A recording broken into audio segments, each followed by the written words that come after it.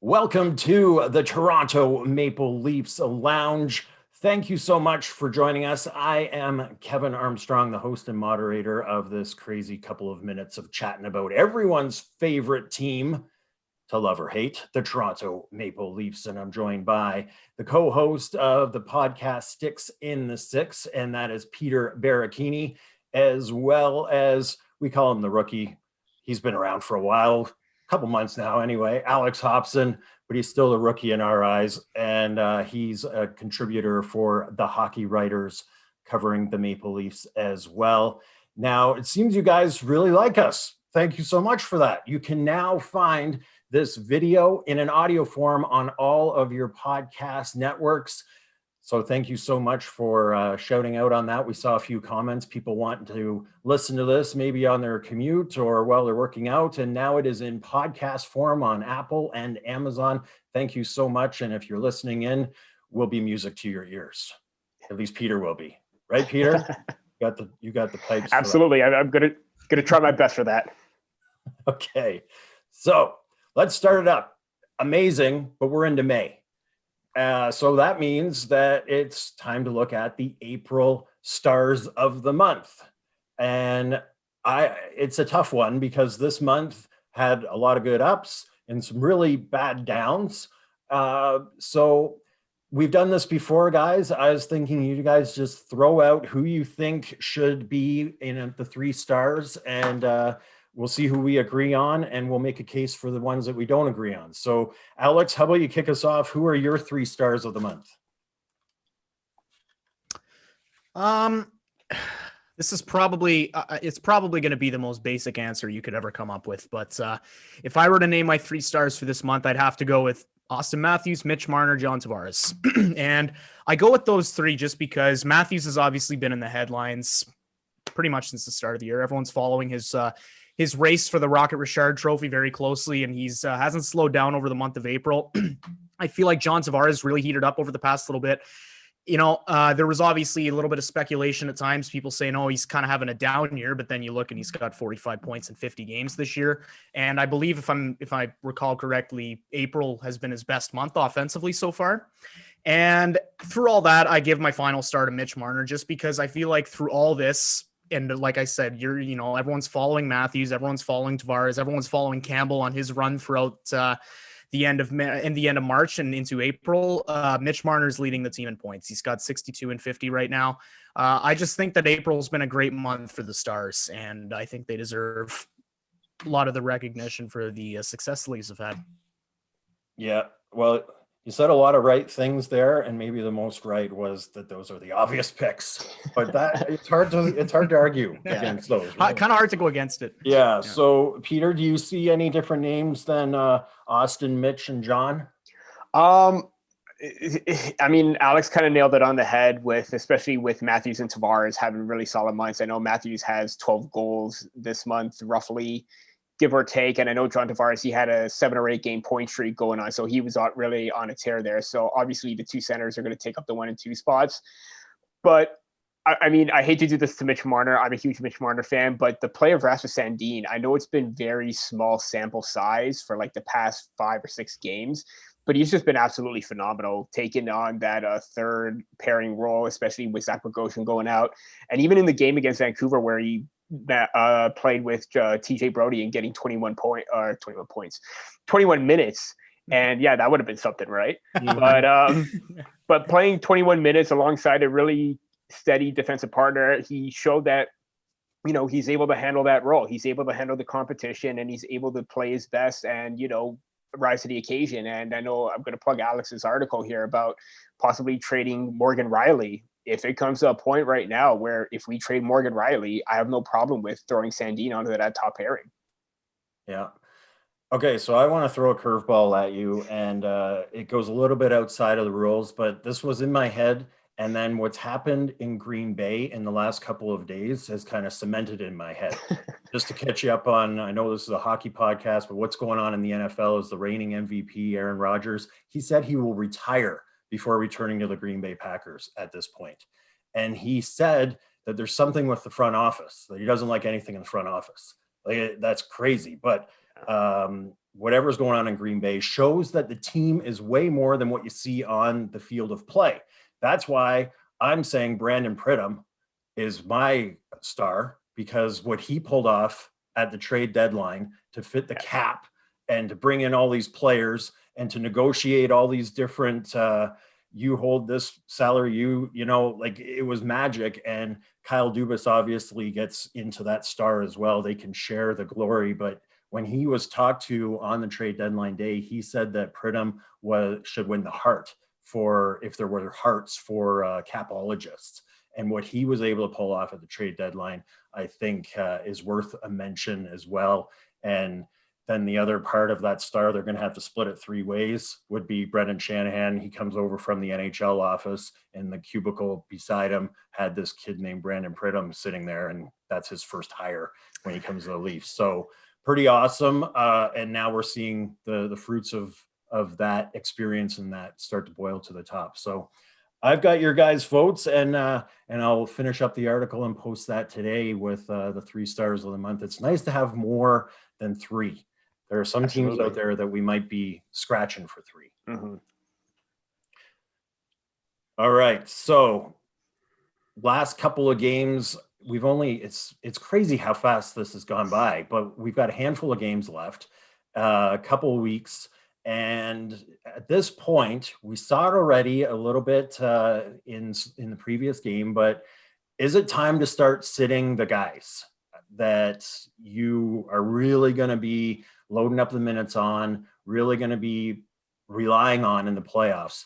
Peter, is this the time that you start to rest even the guy Matthews chasing the Richard? You know, is this the time to start sitting some guys? Because man, an injury right now that keeps you out of that playoffs, the first round, that would just be the worst case scenario. I mean, we saw it with the Vancouver Canucks. They rested Morgan Riley, Jake Muzzin, and Jack Campbell. And everybody, especially sort of, again, Rasmus Sandin, even Ben Hutton played relatively well. And David Riddick stood tall, bouncing back after his previous, poor effort against the Canucks. But I think now you're at the point now that if you have to rest some of your players, you have the depth and the players to come in and at least give a really solid game where even if you lose, the effort was there. So if you have to sit Austin Matthews for 1 game. I know we want to see him extend the lead in the goal scoring race, but you know what? We already secured the playoff spot. It's looking more likely that, we have a 9-point lead over the Edmonton Oilers. If we sort of keep that pace up and win half of our games, then the division is going to be ours. So if you have to rest some of your players, including Matthews, Tavares, Marner, even Joe Thornton, Jason Spezza, to keep them fresh, I have no problem at all. But you also run into the issue where if you rest someone, take them out of the lineup if they're going hot, they could get cold. I doubt that's going to happen with this team, but it's a very good possibility that I would look at if I'm Sheldon Keefe. Alex? Well, Peter pretty much tackled everything I would have said. I think all you got to do if you have any sort of skepticism about resting your players down the stretch is just look at how the team played on Thursday night against Vancouver. Like Peter said, they didn't have Riley, they didn't have Muzzin. That's 2 of their top defensemen right there. They didn't have Nick Foligno, who I personally think has single-handedly inspired this team and kind of inspired them to start playing more physically and kind of take their foot off the gas a little less. So they're missing 3 crucial players, and they still came out and played a great game. Granted, it was against the Canucks, but as we've seen before, there's no true losers in this division. The Canucks are just as capable of beating the Leafs as anybody else. And my only exception, and I only say this because I'm a Leaf fan and I want to see it happen, I wouldn't rest Matthews until he gets that, until I'm comfortable enough that he's got the rocket race in the bag. But if it comes down to it, if he needs rest before the playoffs, you got to rest your guys.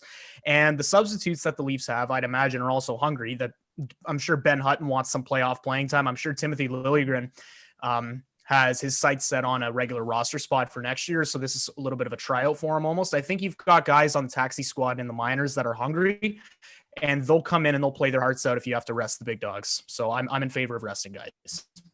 I'm circling May 12th on the calendar because that is the second last game of the year. It's against Ottawa.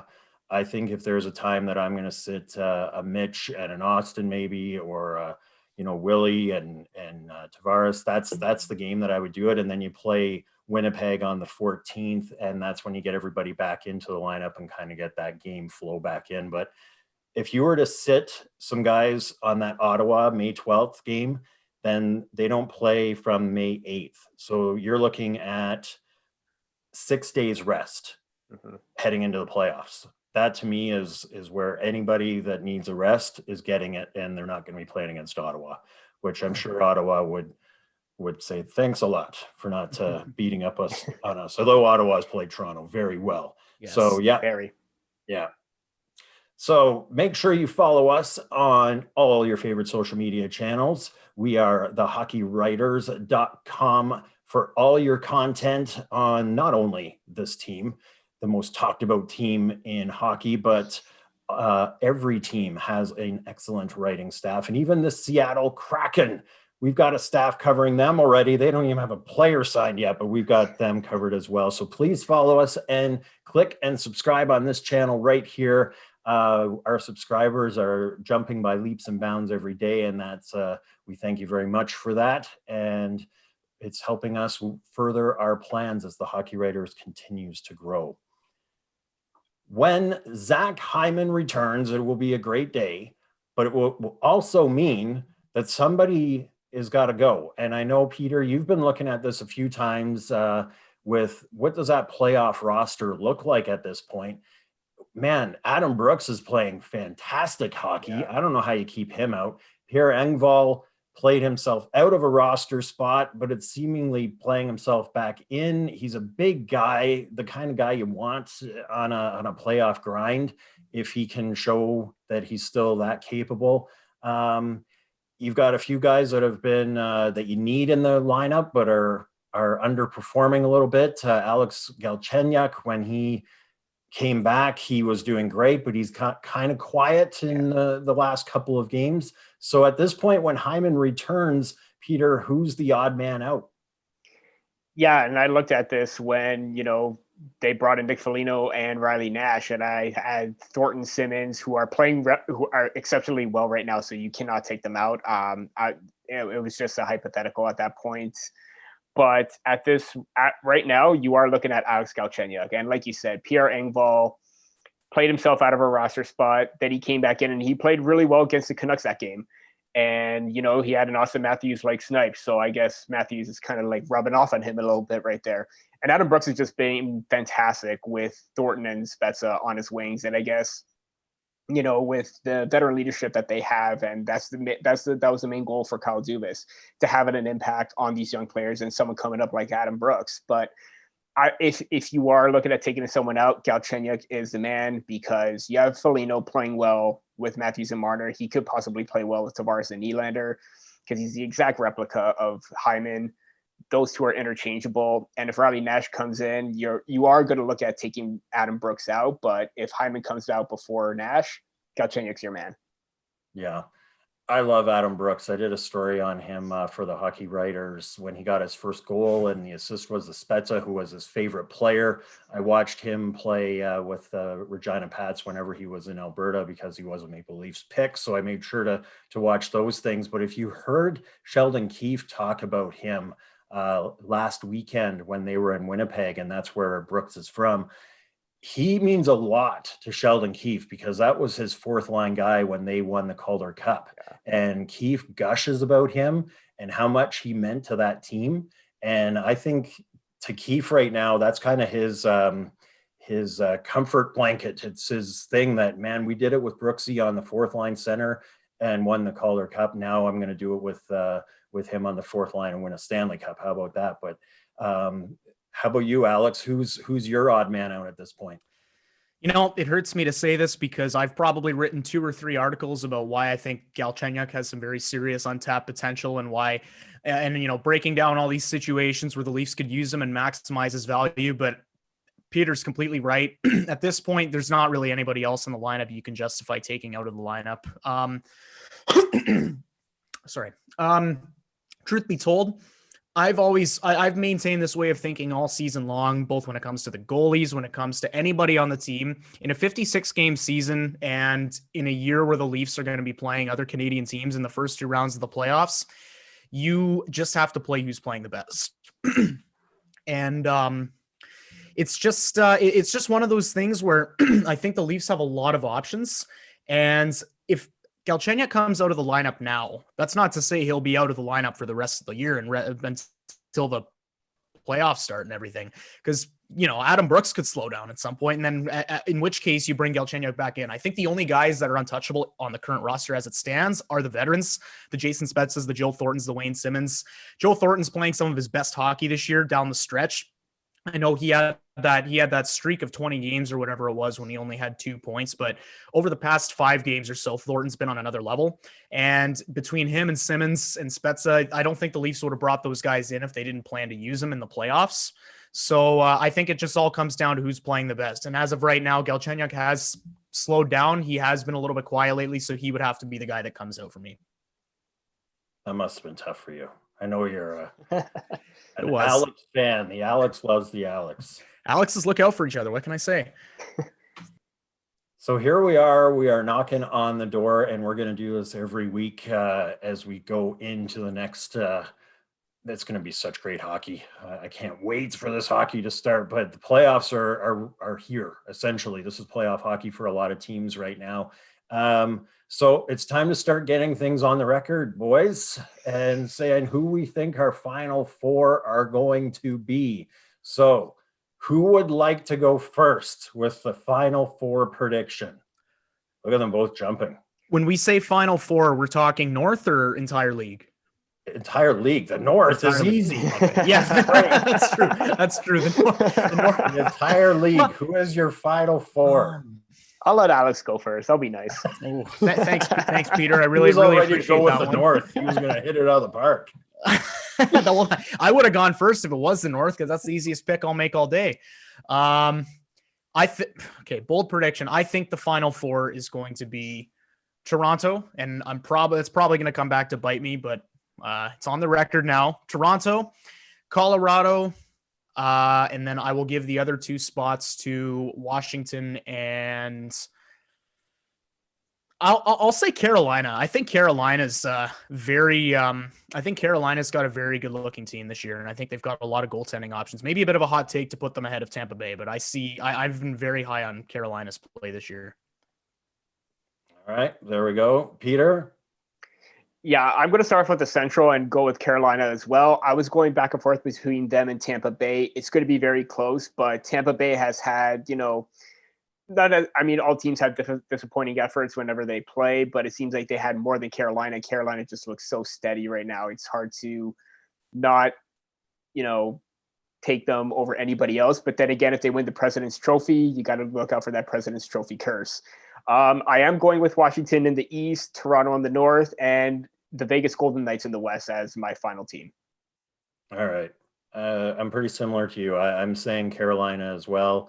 I'm going with Pittsburgh out of the East. I just think that veteran, they're just in that window, and they just seem to be clicking and good to go at this point.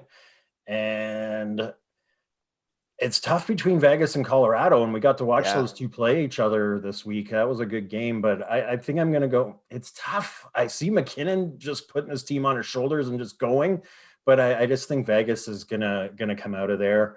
And I'll tell you what, and any of my friends can back me up on this for the last who knows how many years. Whenever Stanley Cup predictions have been made, I've always said the Leafs will win the Stanley Cup. Because I refuse to cheer against them. So yes, Toronto would be the other one in there, and everyone's like, "One day you'll be right." I know. And everyone just looks at me when I hand in my sheet with all my picks on it, and they're like, "You're just giving us money." I'm like, "Yeah, we're winning this year." So yeah, until that 1 year happens, like Alex said, it's going to happen at some point. Has to. All right. So social media roundup time, guys. There were some interesting things that happened with the Leafs this week that had some fun social media, but I just liked watching the standings move on those really historical marks when they put Jason Spezza in front of Rocket Richard for top 100 points. Yes. I was like, man, can you imagine what that's like for him? Because I saw him in an interview a few weeks earlier where he was talking about milestones for Joe Thornton. So you know that he's keeping an eye on all the different stats and who's making what and who's about to achieve different things. So for him, you know that he was watching that, and that must have been a cool thing. That was mine that just stuck out of my head. I didn't get any really funny moments at this point. A few funny memes that I saw about anytime you say that Wayne Gretzky is the greatest, instant debate. That's just how it works in Canada. If Wayne Gretzky is the greatest, there's going to be somebody that says Bobby Orr or who knows who. Like, you know, everyone's got their own guy, but I thought that was a fun way to talk. It's so serious right now with everything that if we can debate who the greatest hockey player is of all time and steer clear of the other debates for a little while, then I take that every day. Peter, you got any social media roundup for us? Aside from all the Simmons Edler talk, that was, you know, watching everything on social media go back and forth between Canucks fans and Maple Leafs fans. That was actually kind of hilarious. But the one thing that really caught my mind, and I want this matchup to happen, because obviously I'm a Maple Leafs fan. I have family and friends that are Habs fans. The Winnipeg Jets have lost 6 straight games. Terry Koshin of the Toronto Sun just tweeted out today, "Christ, Jets, don't blow the Leafs Canadiens first round." I want that first round matchup to happen, and I'm pretty sure a lot of people do, because this has been like in the makings for so many years. I've always wanted it, and to see that is like, I agree with him. I want this Leafs Canadiens matchup to happen, and if the Jets ruin it, I'm going to be mad at the Jets. I think I heard in that last game that it was 1978 was the last time that they met in the playoffs, the Habs and Leafs. And we're all looking forward to that one. And did you also see that it was also on social media? They got 67 points that clinched the playoff spot while beating the Montreal Canadiens for the 5th time in a season, which they had not done since 1967. So there's a few things lining up for the Stars right now. History's repeating itself. Mm-hmm. I'm Alex, looking forward to that. Yeah, Alex. Well,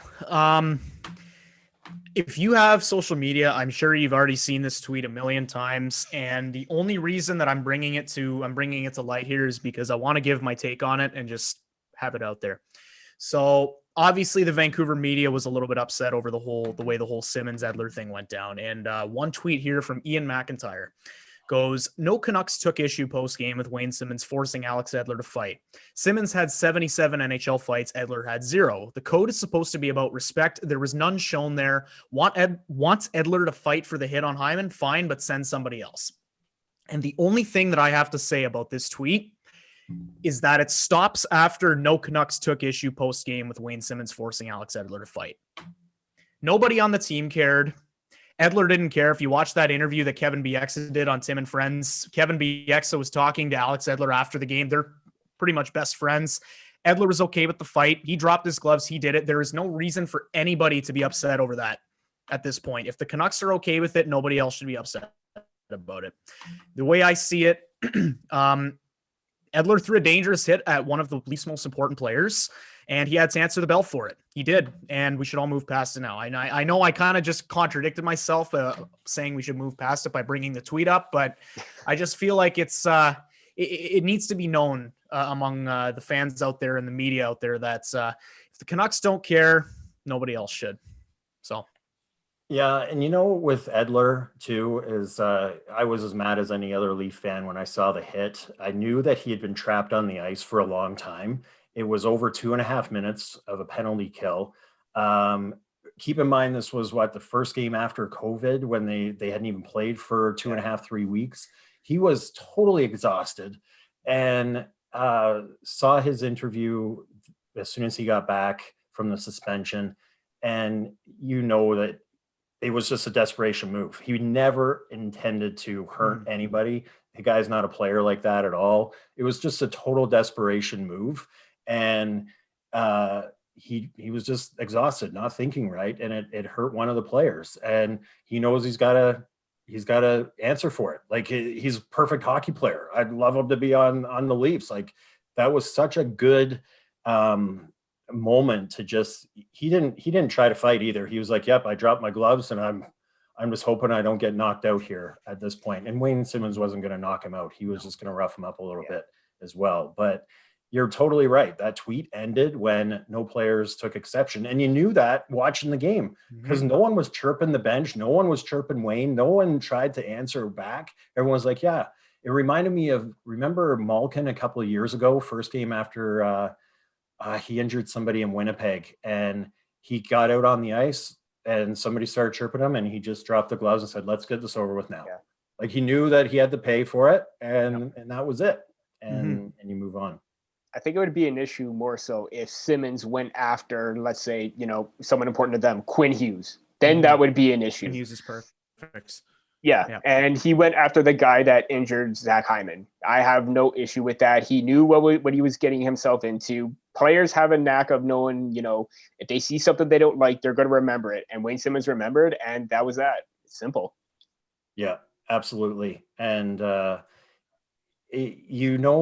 don't know if you guys saw early on when Kevin Bieksa talked about his first fight against Wayne Simmons, and they were lining up against each other, and Wayne was like, hey, Kevin, how are you doing? And Kevin was like, yeah, trying to stay in game face. And he's like, do you want to have a fight? Because I really need a fight. And are you okay with having a fight?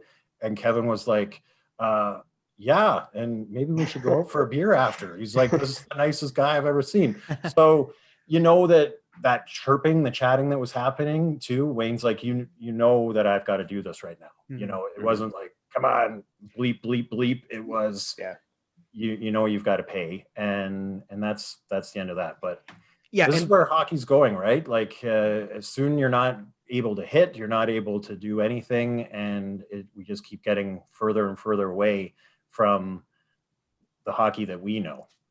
One final point that I want to bring up before we move on from this is that you can't fault Wayne Simmons for handling that situation the way he did, because he was on the other end of it just a couple months ago when they had that series against the Canucks. I don't know if you remember, he hit Quinn Hughes into the boards and Jordy Ben fought him. He was in the same situation. Granted, Wayne Simmons was probably more prepared for a fight than Alex Edler was, but it's the same thing. He hit Quinn Hughes, Jordy Ben went after him, and he knew he had to fight because he hit one of their talented players. So Wayne Simmons has been on both ends of this, and it shouldn't be foreign territory to anybody. Yeah. Okay, so we'll leave it at that. I just wanted to come back around to wrap up this show with, because I'm just putting on the final touches on the 3 stars. Now, are you guys good with me going outside of the rules a little bit and putting on the capologist and the GM as a star, given what they pulled off? I don't know if it says anywhere in the rule book that you can include personnel in your 3 stars of the month. Yeah. Until you show me a document where it's in writing, I say go for it. I no issue here. I go with it. They did a fantastic job at that deadline. So yeah. Yeah, and it really was. If just as a sports fan, if you guys maybe our listeners and viewers haven't been following along with Aaron Rodgers, but Google that up. That is an incredible scenario that is happening in Green Bay right now. And it really does show that it is way more than the components, the players, the people that we see on the field of play. There is a whole front office that has the same amount of impact on what you see during the game. And that's coming to fruition right now in Green Bay in a way that I couldn't imagine. So yeah, I think in a situation like this, with what Kyle Dubas has pulled off, with his capologist's help, they deserve a star. And I think we're just sending cards at this point. Maybe we put a little gift card in there for a $5 coffee somewhere. Starbucks, Tim Hortons. Yeah. Pick your poison. If they're going to sponsor the show, then we'll send some gift cards. But it might just be a pack of coffee. I don't know. We'll see what we can pull together. Okay, that is all the time we have for today. It is going to be an excellent week of hockey. 3 matchups against the Montreal Canadiens coming up, as well as, if you're just to not date us completely, but playing Vancouver tonight and then 3 against Montreal before we get together and talk about it all again. And like Terry Koshan said, Winnipeg, please don't screw this up. All right. Good way to have a great end week, off. everybody. Have a great week, my friends, Peter and Alex, and we will see you next week on the Maple Leafs Lounge.